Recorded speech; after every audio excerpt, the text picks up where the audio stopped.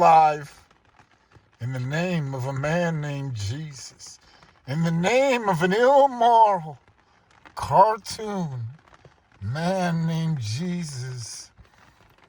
Petey Sweetie said, well, I guess they wanted to take after Jesus, who burns people for being born gay, alive. And so they took after Jesus, that immoral God fraud man that they read about in the Bible, and burned these beautiful, beautiful Africans. Africans once upon a time free, but chained up on ships, stacked like chips in the name of a man named Jesus, but sold in the name of a man God fraud named Muhammad, and his immoral God fraud.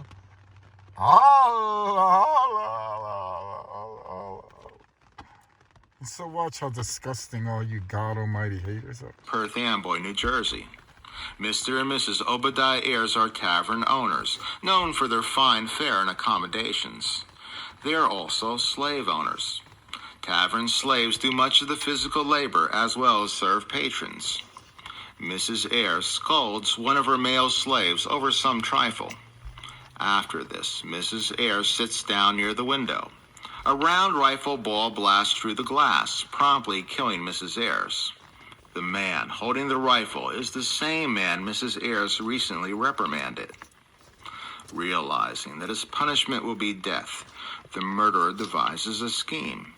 He knows that a newly imported young slave wishes to run away, so he gives the rifle to this boy, telling him to run into the woods and shoot at anyone that he encounters. His thought is that the boy will be blamed for the murder of Mrs. Ayers. And, of course, with some urging, the young man takes the gun and races away. Colonial flintlock guns have a tendency to misfire, and that's exactly what happens. The young slave is captured and confesses what he knows. The murderer is apprehended, with both slaves being placed in jail. A trial is held in Perth Amboy City Hall, then known as the courthouse. A very special sentence of death is pronounced. Although the young man has no hand in Mrs. Ayers' murder, he is given the exact same verdict as the killer.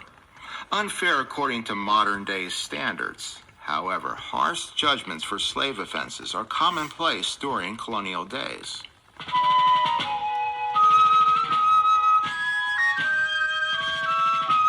Nice Jesus music.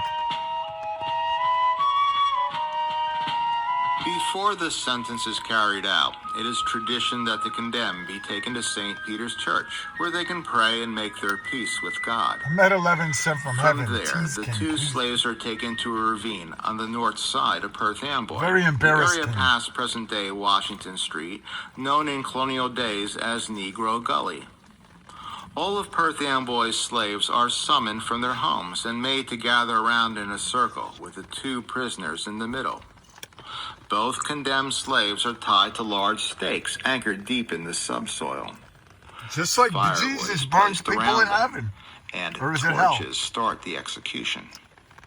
Both men are burnt alive, with the slave population witnessing it all. In the name of a man named Jesus!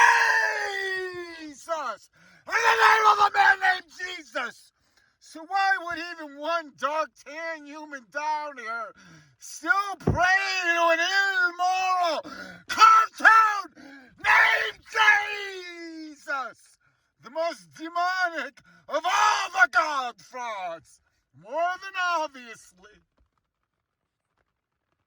That's why black people, well, dark tan humans used to be known as black, because there's no such thing as black humans.